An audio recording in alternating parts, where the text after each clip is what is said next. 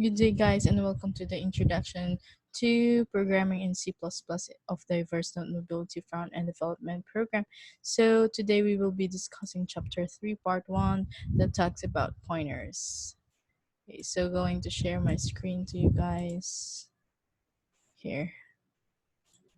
All right, so pointers are values, but different from those we have been using so far. So the types we have been using are closely linked to computer data processing, but fully reflect our ideas and intuition. So all of us use integers in everyday life to count, but we use floats when we pay for something and ints when we count something. So pointers have no simple and obvious analogy to our daily lives, and their values are unreadable to humans and completely useless. So computers, however, can make great use of pointers, giving developers powerful options when designing algorithms and data structures. So now be prepared for the fact that not everything will be immediately obvious to you. This is normal. It will take some time before you can understand the pointers themselves and their specific traits.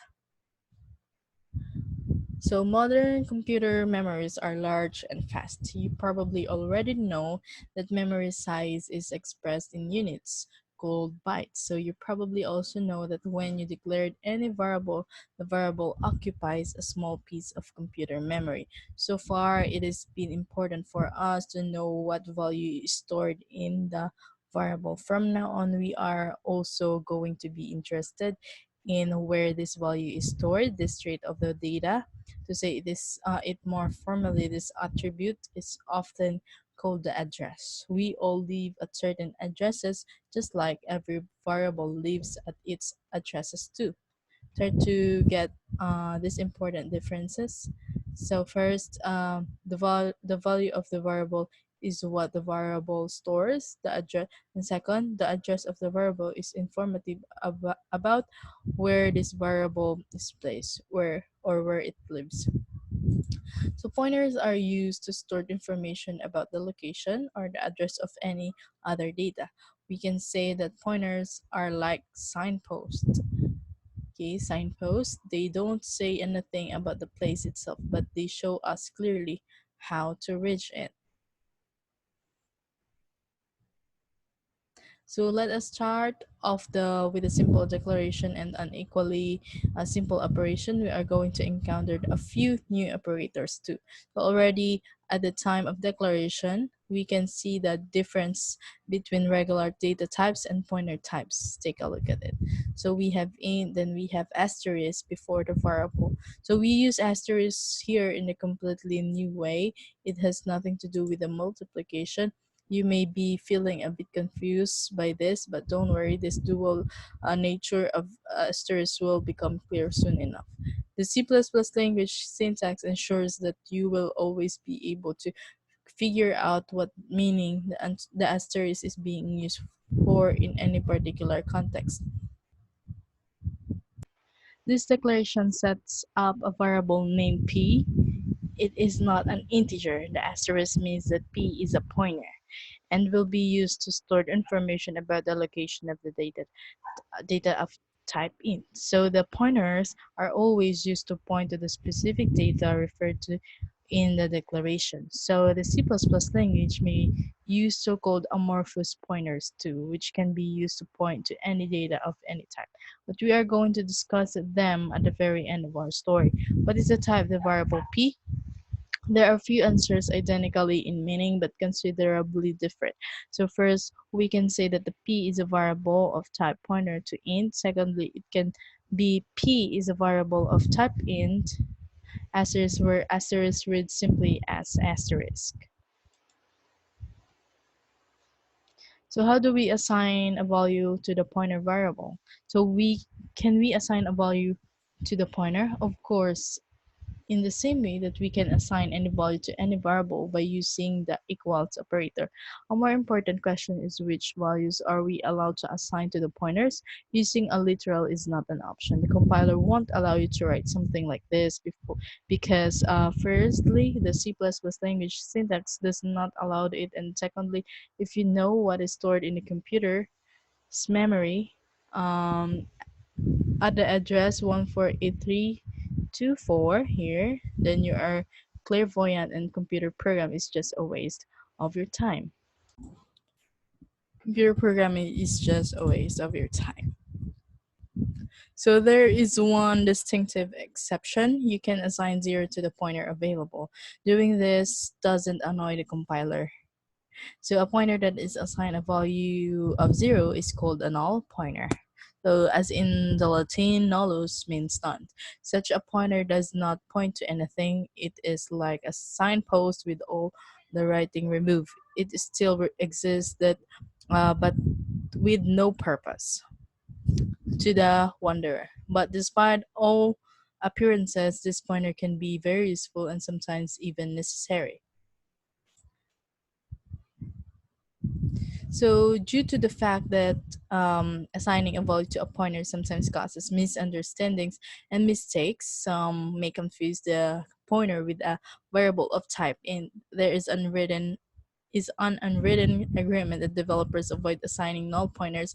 Instead, they follow this next convention.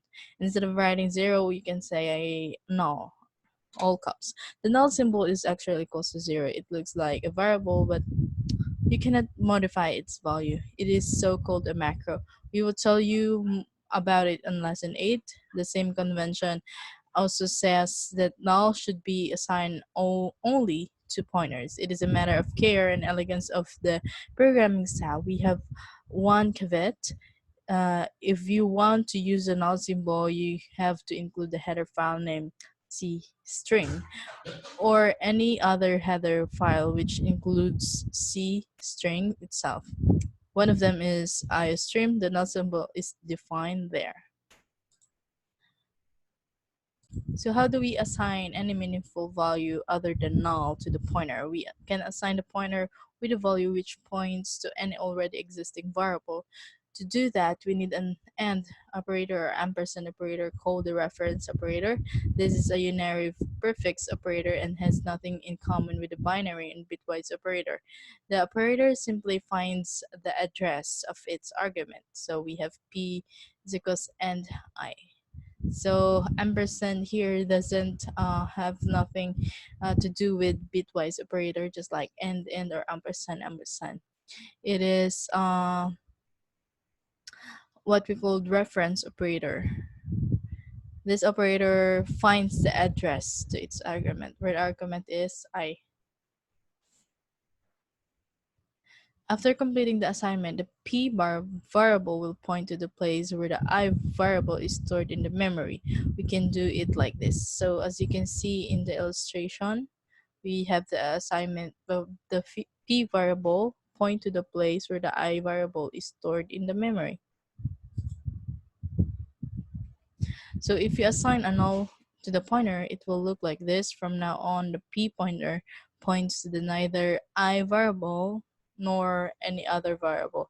We will use the following symbols to express this. As you can see, the P pointer is grounded here. Okay, so as you can see, the null pointer, if P is equals to null, then this is the illustration of this. So P is grounded, and then it will um, P points neither the I variable nor any other variable. And we will see that P is grounded. So how do we get a value pointed to the pointer? What can we do to the pointer that is not null and points to a value? We can dereference it. The dereferencing is an operation where the pointer variable becomes synonymous with the value it points to. So look at how we declare the variable of type int, which is ivar, and the variable of int, which is asterisk pdr. We can do it within a single statement. Okay. So now we can assign the value of 2 to the ivar variable. Everything clear so far. So this is how we assign the variable ivar is equals to 2. Then now we can make the PTR pointer points to the ivar variable. How to do that? Then we have PTR pointer, and then assign it with a ivar variable. We don't need to add asterisk here, just add ampersand. So how do we get the value pointed to the pointer? We have to use the well-known operator, which is asterisk, but incomplete the situation as a dereferencer. If you put an asterisk in front of the pointer, you get a value which is stored in the location pointed to by the pointer. So the following invocation brings up 2 to the screen as the referencer as the reference PTR value. So it is send code. Note that the PTR points to the ivar, and ivar is equals to 2.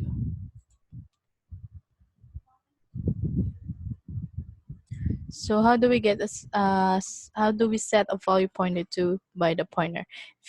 If you write a statement like the one here, as there's PDR is equals to 4, you won't change the pointer value.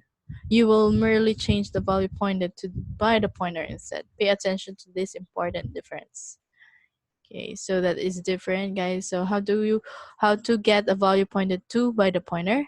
Don't forget that if you declare the pointer in the following way and the type times this is asterisk pointer, it means that first the pointer variable is type of any type, and then the asterisk point expression is type of any type.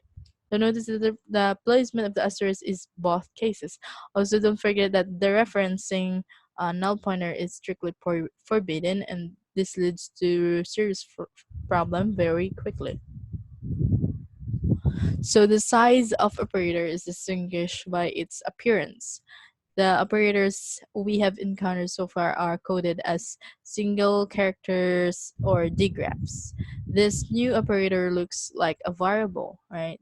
So don't be misled. This is a unary prefix operator, and with the highest possible priority.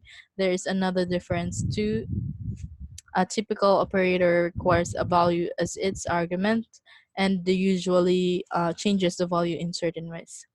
So this new operator expects its argument to be literal or a variable or an expression enclosed in a parenthesis or the type name. This is only C operator that allows its argument to be a type.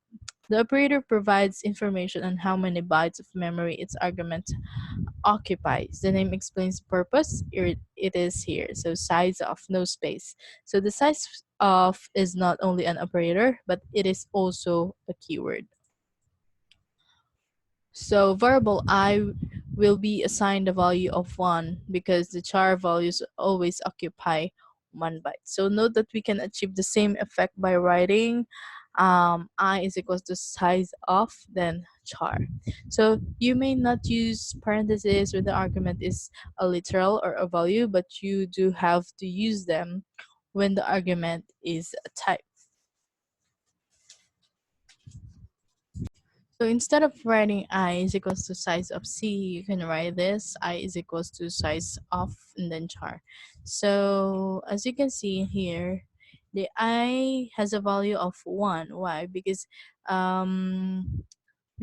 char, since C is a char, and the value always occupied 1 byte. Variable I will be set to the value of 10 because this is the number of bytes occupied by the entire tab array.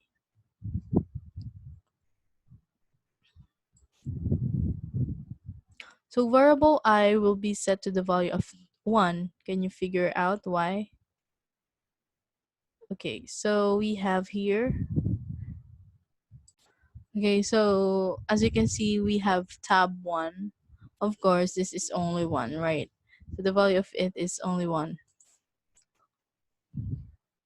So the following example is not so obvious. Values of the int type occupy 32 bytes. So 4 bytes is most modern compilers or computers, but we cannot guarantee that this is true in all cases. So we think it would be a good exercise for you to compile and run the following program on your computer. By doing this, you will learn how your computer and compiler use the memory. The program is perhaps a bit simplistic, but this rule is to identify interesting features of your environment, and it is good enough for this.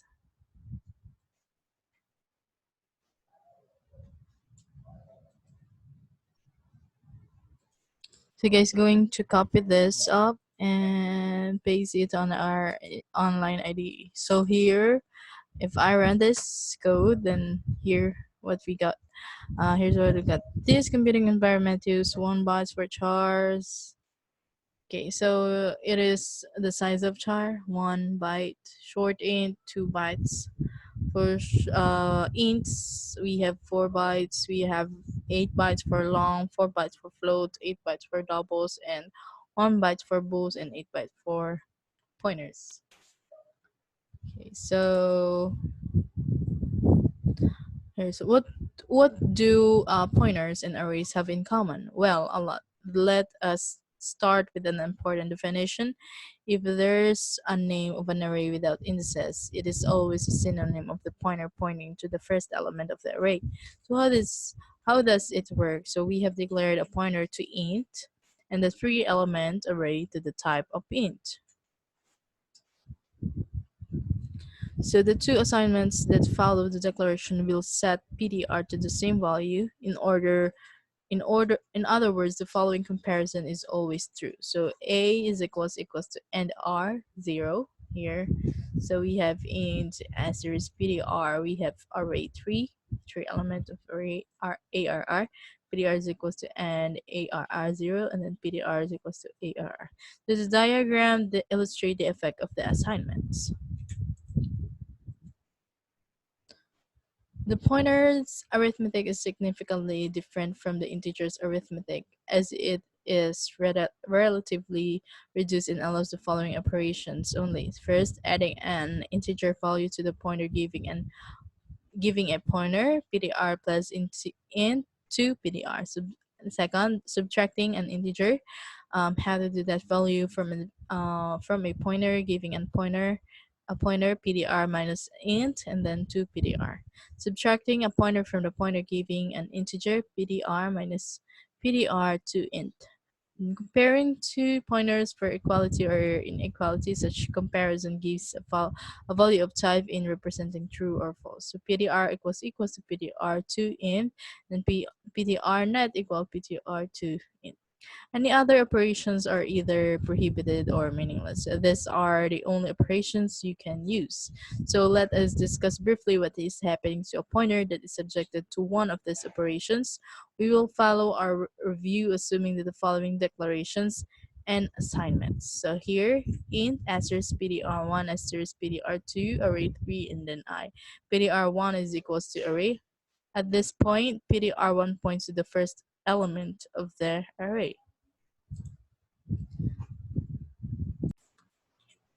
After the following assignment, PTR2 points to the first element of the array 2. The figure shows the current state of the variables. PTR2 is equals to PTR1, then PTR2, PTR1. Here's PTR1 and 2, then we have the illustration here, array 0 to number 2. Nonetheless. So we can check if the two pointer are equal. Yes, they are, as they point to the same element of the array. Okay, so let's have the next slide here. So let us check how addition works. This statement performs the same operation. They add 1 to PDR2. So the interpretation of this operation is as follows. It's taken into account the type is pointed to by. The pointer in our example is int. So it is determined how many bytes of memory the type occupies. In our case, it will be size of, and then the value you want to add to the pointer is multiplied by the given size. The address stored in the pointer is increased by the resulting product.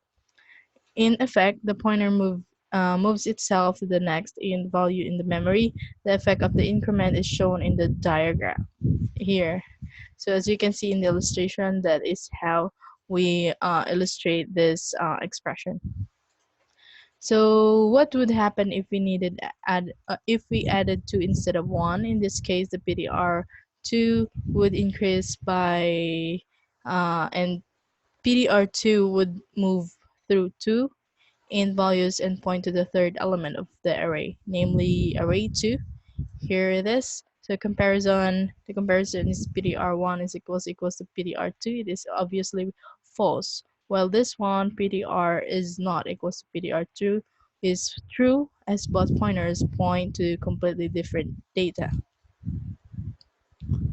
Okay, so now let us subtract the pointers in the following way. We said earlier that a subtraction gives a result of type int. How it is calculated, taking it into the account the type to which the pointers point. It means that both pointers need to point to the same type. The compiler will check if the address stored in the pointers are subtracted. So the result of the subtraction is divided by the size of the type pointed to by the pointers. The final result tells us how many variables of a given type fit between the addresses stored in the pointers. In our case, it is 1, and this value will be assigned to the I variable. The result will be greater than 0 if PDR2 points to the memory allocated after PDR2. Otherwise, it will be less than 0. Okay, so I is equals to PDR2 minus PDR1. So that is how we subtract pointers. Try to guess the result of the following operation. You will find the answer on the next slide. So what do you think is the answer here? PDR1 is equals to PDR1 is plus 2. So here is the answer. So the answer for that is, look at the diagram. So here from the array 0, the PDR1 goes to array 2 and PDR2 stays in array 1. So let us assume the following operation has been performed. Okay, PDR2 is equals to PDR2 minus 1. Can you guess the effect? You'll find the answer on the next slide. So let us check here. So here's the answer. The PDR2 is currently on the on the tab 1, and it increased to tab 2. I mean tab 0, and PDR1 just stay on tab 2. Okay, so now let's try to determine the result of the following subtraction. Here, PDR1 is minus PDR2. Is it 2?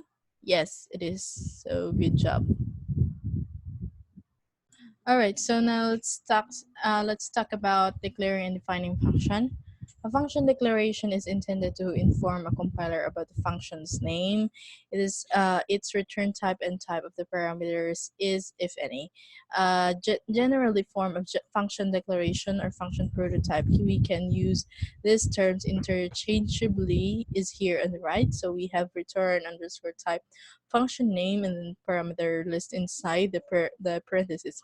So first, the return type describes the type the result returned by the function, and you can use any of the C++ types as a return type, including a very special type named void. A function of the type void returns no result at all. We can say that such a function may have an effect but definitely has no result. If you omit the return type, the compiler assumes that the function returns a value of type int. The function name is an identifier which names the function and distinguishes it from all other function. And then parameter list, we have parameter list here inside the parenthesis, is a comma separated list of type name pairs where each of the names may be omitted. The list may be empty, but the parentheses must still be there. You can emphasize the fact that your function has no parameters by putting the word void instead of parentheses like this. Void fun and void. This declaration describes a function named fun which doesn't return as a result and has no parameters. Here's an example of two equivalent function declaration. We have int func and then int number, and we have int func, and then we have int no variable inside int type. In this context, the name of the parameter number means nothing to the compiler. It completely ignores it, and it is not an argument against specifying the parameter's name in the declaration, as it could be very useful for people trying to understand your code. The declaration ends with a semicolon which must be omitted. So although each of the elements of the parameter list resembles the syntax of a variable declaration, you are not allowed to declare more than one parameter name at the same time. You can do this: int x and then y. But you have to use the following verbose form if you declare two or more function parameters: void fun and then int x and then int y. So a function definition specifies the code to be executed on each function invocation. It differs from the declaration in the fact that a semicolon is replaced by a body containing a sequence of the declaration and or instruction. If the return type is void, the body may not contain the return instruction, but if it is used anyway, it has to have the following form: return. Note that there is no value after the return. Obviously, a void function is not able to return any value. It is assumed that the return statement is implicitly executed within the void function's body just before the closing bracket. You don't have to write it there explicitly. If the return type is not void, the body must contain at least one return statement specifying the value of the function's results. You can leave a function's body without specifying the results value. Any value you intend the function body to return must have a type compatible with the type specified as the function type. You can use as many return statements as you need to effectively implement your algorithm. So let's assume that we need a highly specialized function to greet a user who's dared to run our program. We choose greet as the name of that function and decide that the new function should have no result and no parameters. So we have void here. So you can see the definition of the greet function on the right. So we have this definition. Okay, so void and greet, we have no parameters. So we just use void here, and we have ave user will print have a user. Okay, so some user, those with very big egos, need to be greeted more than once. To avoid writing separately function for different categories of users, we will write a universal function that can be instructed on how many times the greeting should be shouted out. So we will use a parameter of type int for this purpose. The function is ready, so you can see it on the right. So void, we have the name of it. So the name of the function is greet many times, and we have the parameter how many times. As you can see, we have made a use previously defined function. In this way, if we change the text of the greetings, example, I'm ready to serve you, my master, it would have an effect on both function. Now pay attention to what the function invocation looks like in the code. We have had to use a pair of parentheses even though we haven't specified a parameter. So also take note that how we name the function, or rather how we glued all the words together. This technique of combining words to receive variables are called functions. Name is called camel case. Okay, so as a consecutive capital letters look like humps compared to the rest of the names. So we use camel case in many of our example, although it's a question of aesthetic and not a language requirement. So as you can see here in our snippet, we use while loop here. So while, then how many times greater than 0, then great, then how many times decrement.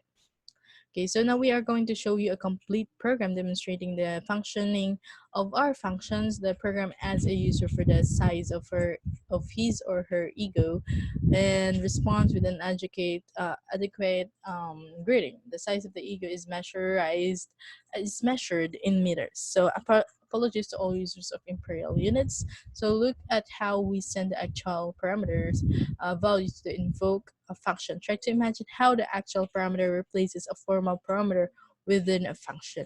The user gets 1 grid per kilometer and one extra grid.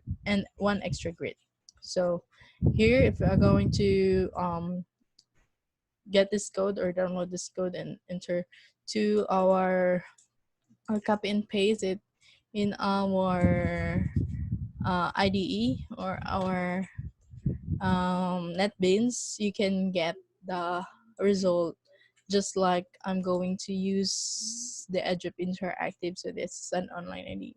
We're going to copy and paste it and just get the result. So here we're going to analyze the program. We have hash include, which is iStream. This is a header file, right? So since we are using C++ language, then we will add before the function user using namespace std or the standard. So we have void grid. So this is a function, and the grid's function body is ava user. It will see out or print ava user.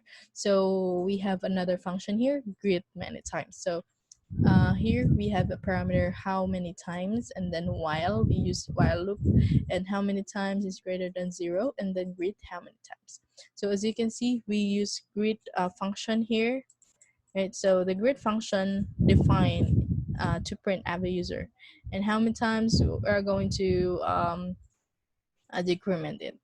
Okay, so here we have, this is the main function. So in size of ego, okay, so how many, how big is your ego? And then, and here, so going to see in, so this is the analyzing the inputted a value, what user inputted, and then the variable for that is size of ego, and then grid many times. So this is a function. The function is here on how many, or how many times that we will grade the user, and then 1 plus size of ego. So here going to run this program. Okay, so it will prompt this question, how big is your ego, then 12. Say probably we will get the greetings 13 times, because initially we will greet the user one time, and then the size of ego, which is 12. So 1 plus size of ego equals 13, right? Okay, so let's move to the next slide. Okay, so let us look at the more serious function now. Its task is to convert a temperature value expressed in Fahrenheit to Celsius. So as you might know, the formula says that the degree Celsius is equals to degrees Fahrenheit minus 32, and then that would be times to 5 over 9. So we have embedded the formula inside the Fahrenheit to Celsius function. Here, this is the function for Fahrenheit Celsius. So we are going to test our function by forcing it to evaluate results for some characteristic values. We will do this by using the test function, which is designed to produce clear and legible output, allowing testers or us to check the correctness of the function. So the complete code is on the right. So here's the complete code, and we expect that the program to produce the following output. So if we input 32 Fahrenheit, that it will correspond to 0 centigrade, and 212 Fahrenheit will equivalent to 100 centigrade, and 451 Fahrenheit will be equals to 232 778 centigrade. So here guys, that you can see the complete program, and if you like to download this function, then you just click this to download the cpp file. So here, okay, so going to copy and paste that, and let us try to analyze that in our code editor. All right, so guys, we have a header file here. As default, we have iostream using namespace standard std, and we have uh, function name Fahrenheit to Celsius, and the data type of it is float. Right, so since it will give us floating point numbers, so we use float here, and the parameter would be float temp.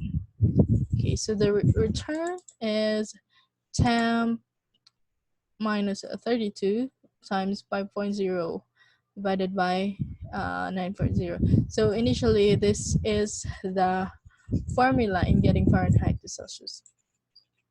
And we have the function name, test the function, and then see out, going to print Fahrenheit, then the temperature, which is equivalent to Fahrenheit, and then corresponds to or equivalent to, then Fahrenheit to Celsius, and then centigrade. So here, the Fahrenheit to Celsius will be, this is a function, and the formula for that is written here. So the definition of the function is written here.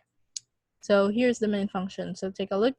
That's the function. Okay, so that's the function is a function that defines Fahrenheit, which is temperature, and then that is a 32. So 32 is a float, and the variable of that is temp. And then it will also print corresponds to Fahrenheit, and then and as you can see, the temperature at the Fahrenheit is temp variable, then it will definitely um, analyze or calculate the Fahrenheit to Celsius function. So if we are going to run this, so it will give us the same answer what we have look at on our expected output. Okay, so we have 0, 100, and 232.778. So that is how function works. So as you already know, a function may first return a value when it has a type name in front of type of its name. It doesn't have the type name there. In this case, the function is considered as returning an int value. Such function has a result and may have an effect too. And second, return nothing. When the void keyword is in front of its name, such function doesn't have a result, and we can expect that it has an effect. So we have mentioned that these two kinds of function differ in a way that use the statement, but there is also another difference regarding invocation. So let's assume that we have two functions schematically shown on the right. So we have here functioning void function, and we have void. It's int par, and we have int non-void function int par and return par times par.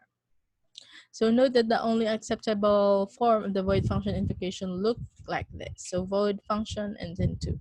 The non-void function can be invoked in the following two ways. Value is equals to non-void function 2 and non-void function 2. It means that any non-void functions return result may be honored by the invoker, the former, and assigned to a variable or used in any other way, or may be ignored by the invoker, the latter, and just forgotten immediately after the return from the function. Alright, so let's have 3.5 transferring data to and from functions. So the side effects. Any function needs to have the ability to communicate with its environment. It must be able to receive data, either numbers, text, and etc. Process it and share the results. So we already know the two kinds of communication like this. First is transferring data to a function you use using actual parameters whose values are assigned to formal parameters, and second, transferring data from a function using the function's result.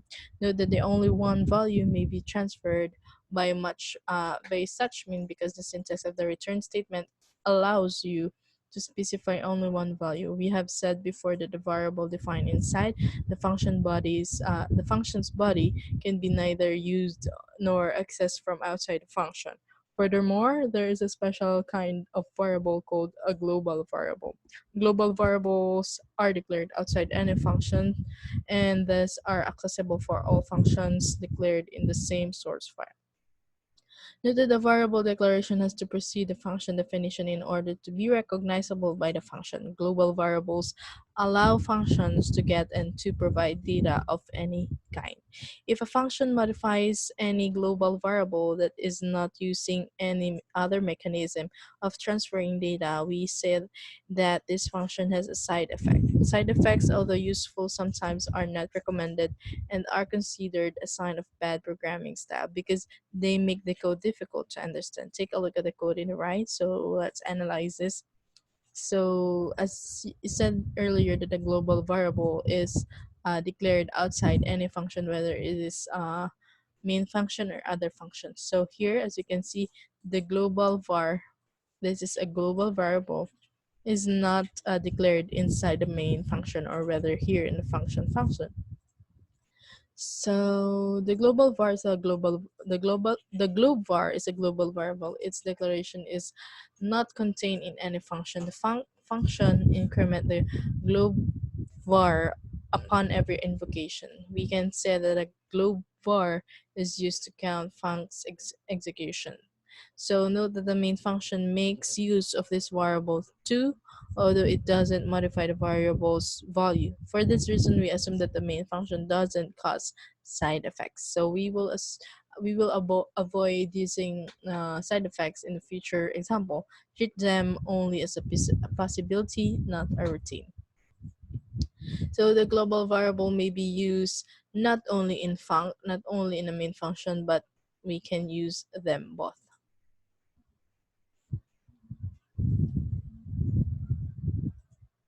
Okay, so far, we have been assuming that the actual parameters values are sent to the function, and we haven't said a word about the way back. Our parameters travel to the function's body, and we don't expect them to return from there. Let us do a simple experiment showing if a function is able to change the value of its parameter.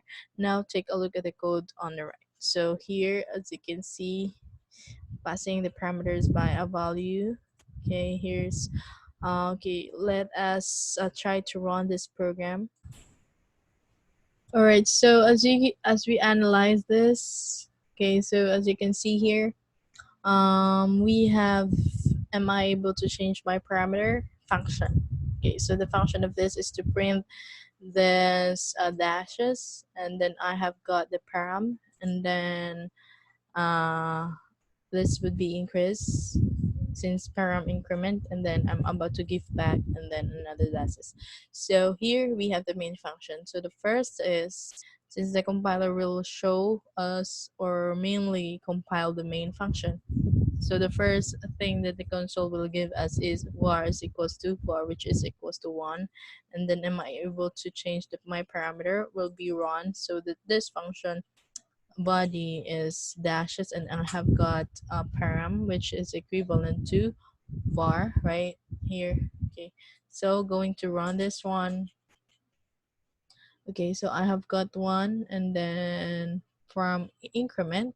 So since the param have been incremented, then I'm about to give back param, so it will become 2 since the var is defaultly val equivalent to 1, and it will be incremented by 1 also, so it become 2. So and then it will print another dashes, group of dashes here, and then we'll give out var, and then the var. All right, so that is how we get that. Okay, so as you can see, the am I able to change my parameter function increments its parameters value. It also reports it to the user. The question is the modified value visible outside the function? In other words, does the formal parameters change reflect the actual parameters value? Let us compile the code and run it. It should produce the following output. So var is equals to 1. All right, so we already got that answer. So let us analyze the example carefully and do the experiment yourself. As you can see, the formal parameters value doesn't replace the actual parameters value upon return from the function. So we can say that the actual parameter has a one-way ticket. It transports a value to the function and does not take up to the invoker. Don't forget that this way that communication is based on transferring a value from the invoker to the function, and that is why this function is called passing parameter by value. Okay, so the C++ language doesn't just offer one method for passing parameters. The second method is called passing by reference and allows functions to affect an actual parameters values. So if you are going to pass any parameters by reference, you need to announce it while declaring the function. So let us see the code in the right. So here, let us analyze this. Okay, so we have another. Okay, so this is just the same like we have earlier. So here it looks like very similar to previous, doesn't it? So look carefully and find Okay, so look at the difference, find one specific difference. This is very important difference. One which radically changed the. What do you think is the difference between the snippet and the previous snippet than here? Okay, so you can see this here, the parameter uh, of am I able to change my parameter. We have int and then and ampersand param. Okay, so yes, you're right. The difference is caused by ampersand sign being placed in the front of parameter's name. Let us clarify. So the type name here, the name parameter is passed by value, and then type and name. The name parameter is passed by reference. So this is a reference, not a value or not a variable. Notice that this is the third row of the ampersand character placed in C++ language. Do you remember the other two? So when a parameter is passed by the reference, it means that a formal parameter is just a synonym of an actual parameter. Every modification made into a formal parameter immediately affects an associate actual parameter. We can informally say that parameter passed by reference have return tickets and bring their modified values back to the invoker. As you may suspect, the value will produce output a var, then the difference is the var on the last part will be now equals to 2, right? So we do the selection of the passing method for each parameter individually. So you can mix parameter of both kinds if you find it useful. Use the passing by value if you don't need to share the function's result using the parameter's value, and use passing by reference in all other cases. Okay, so let us take a look at the snippet here on the right side. So we have this one. Okay, so we have the mix styles function, the main function itself. So the first thing is we have declared a variable, and that is var1 and var2. So the var1 has initially has its value, so that is equivalent to 1. In the mix style, we have called the mixed style function, and then we have var1 and var2 that is equivalent to bval and bref. So this is not a variable or a value because this is a reference here. So we have bref is equals to bval plus 1. Um so we are going to see out the var1 is equals to 1 here, since var1 is equivalent to 1. So it will just give us the value, and then var2, which is a var2. Okay, so the var2 will be incremented by ones, as you can see in the mix style function. It was defined. Okay, so how about the passing by reference method has one important and obvious limitation. If a parameter is declared as passed by reference, its corresponding actual parameter must be a variable. An actual parameter referring to a passed by value formal parameter may be an expression in general. So we can use only a variable but also a literal or even a function invocations result. You say this limitation is obvious because the function cannot place a value in something other than a variable. It cannot assign a new value to our literal or force an expression to change its result. So see the snippet on the right here. So as you can see, we have two functions here, the by ref and the by var. And all of the following invocation are permitted by val I, and then by val I plus 2, by val fun 0. If you want to modify the invocation to take advantage of the by ref function, you can only use the first one, which is by val I. So all of others will cause a compilation error. Okay, so passing parameters by value again, but differently. Is it possible to utilize passing by value and be able to propagate the value outside the function despite the one-way nature of this method? So the answer is yes. We are going to show you how to do that. But we want to emphasize that this is not the way we recommended doing it. So this method is inherited from C programming language, the C++ ancestor, and was the only available of performing two-way parameter-based communication. The C language offers nothing similar to the passing by reference mechanism, and therefore using other methods is fully justified. So the idea is based on transferring a value to a value. A pointer to a value, not the value itself. If you declared a function with a prototype like this one, void by PDR int asterisk PDR, you enable the function to deal with the address as pointing to int values, and therefore you give the function the chance to modify the values pointed to by the parameter. Now take a look on this right side. So we have here complete code, and we have a by PDR function and the main function. So in the by PDR, we have a pointer here named PDR. So um, asterisk PDR is equals to asterisk PDR plus 1, and then the main function, and then we have cout variable, which is okay. So before the cout, we have declared the by PDR function. So the function of it is asterisk PDR is equals to, okay, so we have this expression. And then cout. Okay, so let us look at the output for this code.